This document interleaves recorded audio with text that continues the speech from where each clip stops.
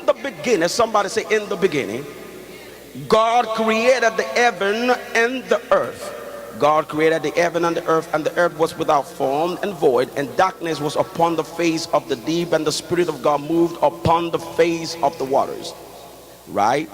The earth was without form and void. The earth was without form and void, and darkness was upon the face of the deep. Ladies and gentlemen, I want you to understand with me this morning, the darkness the Bible was talking about there, it was talking about the presence of the devil.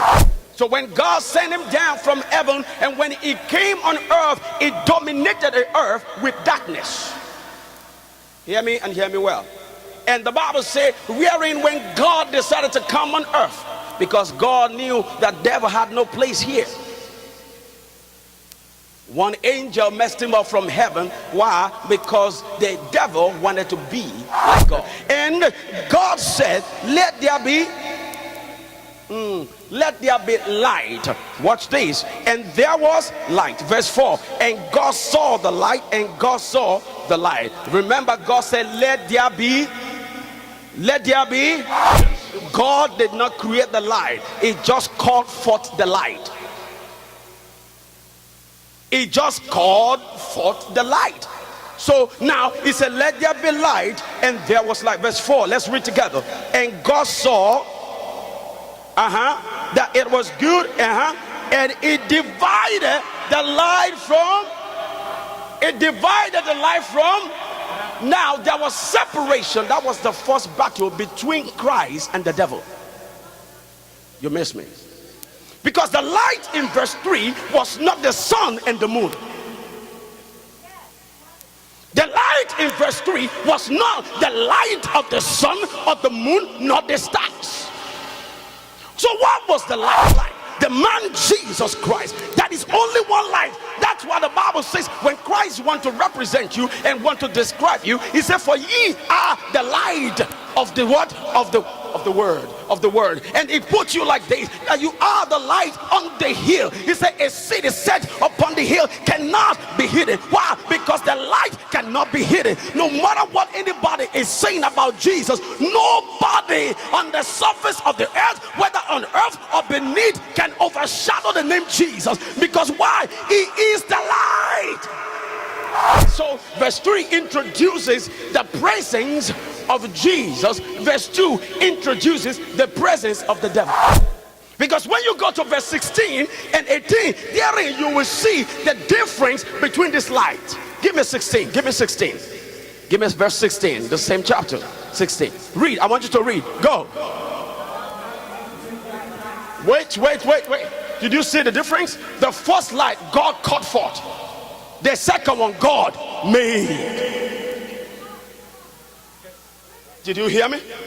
You didn't get it. Verse 3, and God called forth the presence of Jesus.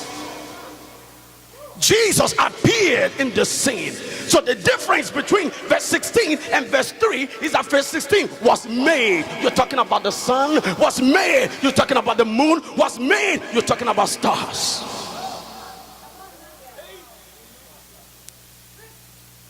Jesus was not made.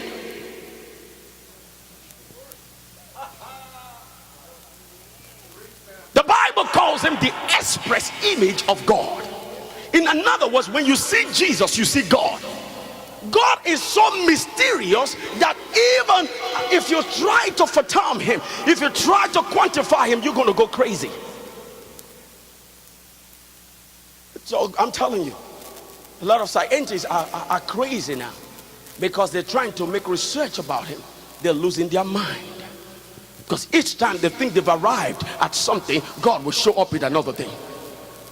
Oh, they think they got the equation, but they say, no, but this equation is not balanced. They cannot understand. God will always take something out to mess the devil up. God is God all by himself. He's a man who created everything but was not created.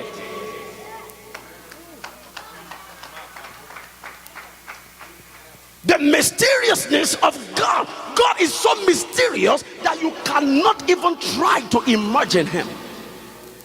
No sense is big enough to quantify him. Nobody. When you think you know him, it just shows forth in another dimension. So there was a battle between the light and darkness. And when light showed face, darkness had no place but to hide. Watch this, you just missed me. In other words, every time a child of God enters into a room, I wish somebody can hear me. The Bible says in verse 2, watch this. It doesn't matter what comes first. It doesn't matter what comes first. It doesn't matter what appears first. What matters is what is standing. The last man standing is what matters to me now. It doesn't matter who gave the first punch, but the last man standing matters to me. The Bible says in verse 2, he came out, the devil. In verse 3, when Jesus showed up, there was separation. In another word, as a child of God, whenever you show up in destiny, there must be separation between the darkness and the light. As a child of God, when you enter into the room, light enter into the room. When you enter into the room, solution enter into the room. When you enter into the room, every difficult situation becomes nothing, because why? You are the carrier of the presence of the living God. Somebody say, I have God in me. God came here now and messed the devil up again, even in his own domain. When the devil ran from heaven, came on earth, and they think this is my domain. God said, no. The earth is the Lord, the fullness thereof. And God said, no. This is not your domain. God came down from heaven, and the Bible says he started now creating things. And one of the funniest things that God did that messed the devil up was God gave to man what the devil was asking for, what the devil was fighting for. He just want to express like God. God said, devil, I'm coming to get you. I'm going to make them not just one, not two, not three, in their millions. I'm going to make them in my image, and they will mess you up. Sir, the reason the devil is so angry right now is because the deal I was trying to strike with God, he didn't give it to me, he gave it to you.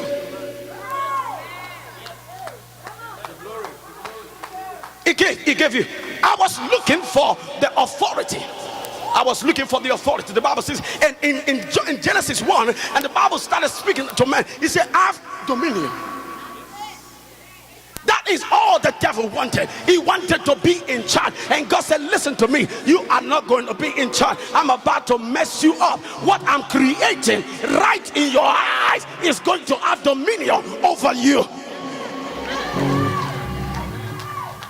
I wish somebody can hear me.